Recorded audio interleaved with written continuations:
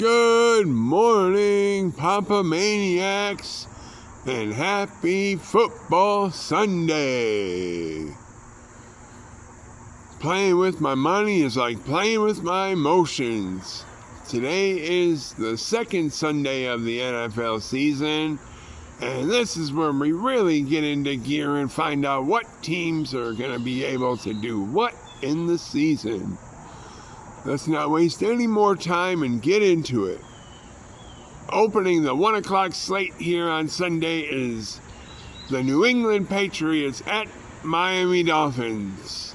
Even though Miami looked like a train wreck last week in Indianapolis, I look for them to get it right at home in their home opener versus New England.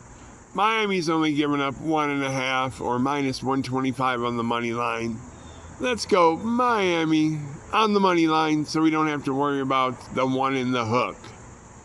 The second game of the 1 o'clock slate is the early Super Bowl favorite Buffalo Bills after that historic fourth quarter on Sunday Night Football against the New York Jets at home. Jets are getting 6.5 or plus 245 on the money line. Let's go Buffalo to cover the 6.5 and easily win by a touchdown, maybe 2.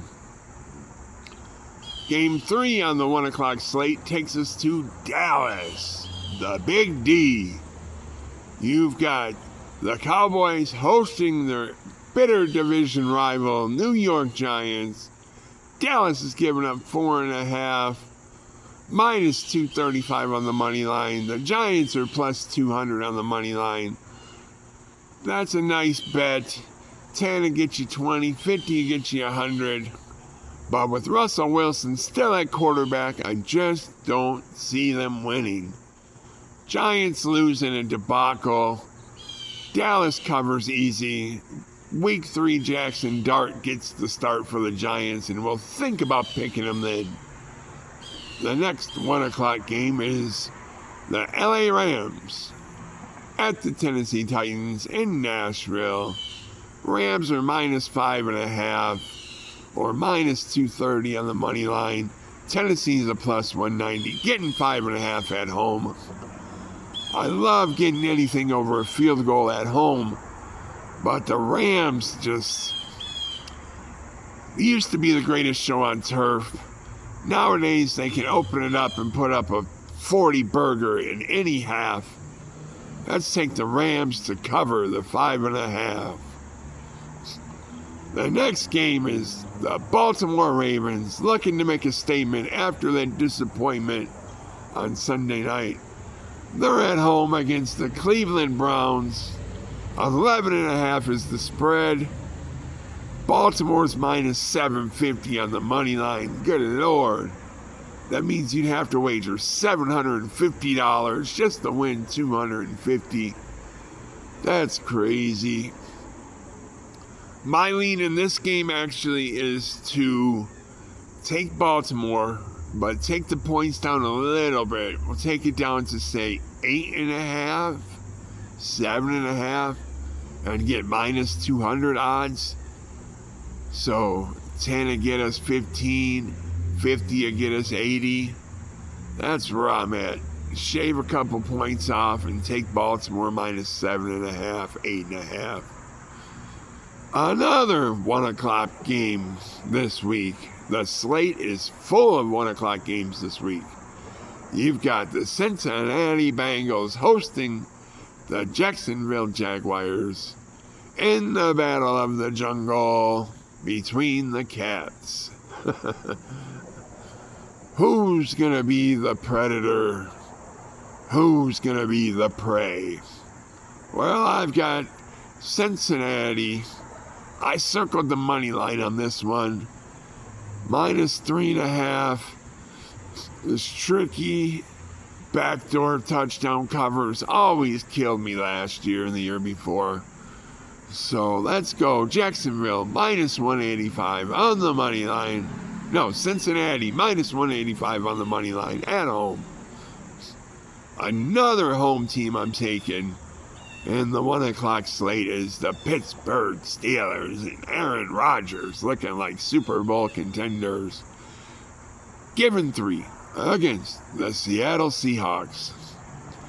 I don't understand why this one is only a 3-point spread.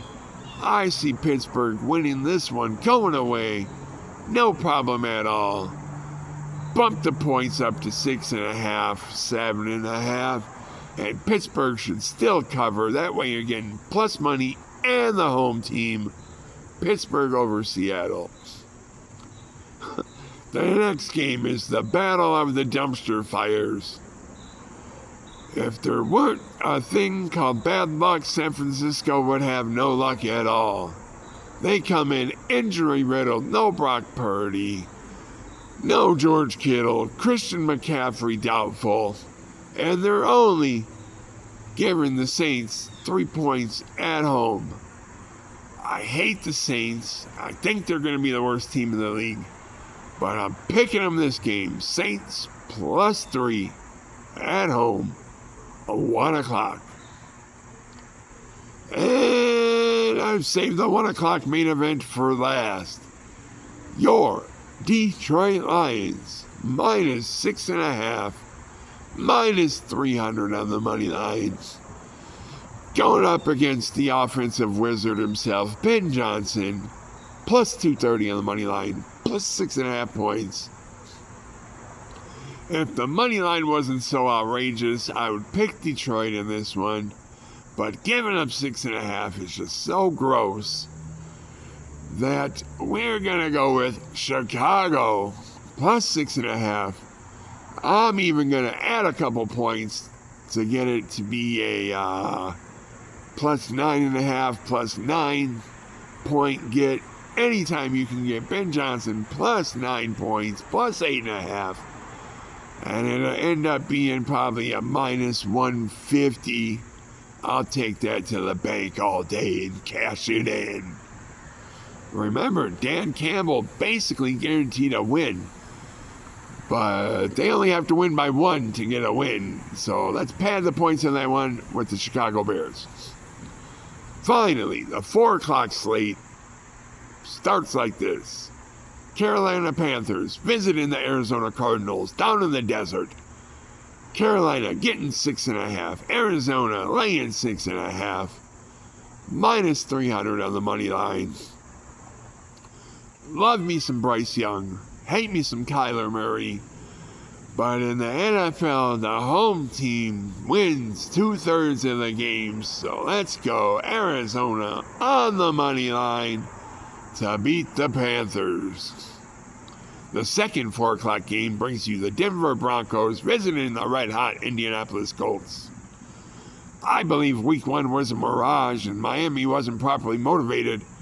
So let's take Denver minus 2.5 to beat the Colts. And then the main event of the 4 o'clock start, game of the week, Super Bowl rematch, Philadelphia Eagles at the Kansas City Chiefs. This is essentially a pick'em. Philly's laying 1.5, so technically the Chiefs are getting 1 in the hook at home. Forget the points. The Chiefs win the Super Bowl rematch outright to erase all the doubters and to show that they're back in tip-top form. Let's go Chiefs. Plus 115 on the money line. This has been Poppa Cherry with your picks. We went 11-4 last week on Sunday alone. 13-4 overall. We open this week 1-0 with our Thursday night Green Bay predictions. Do not bet parlays. Bet singles, guys. And I will put money in your pocket this week. And on that note, playing with my money is like playing with my emotions, and I am out.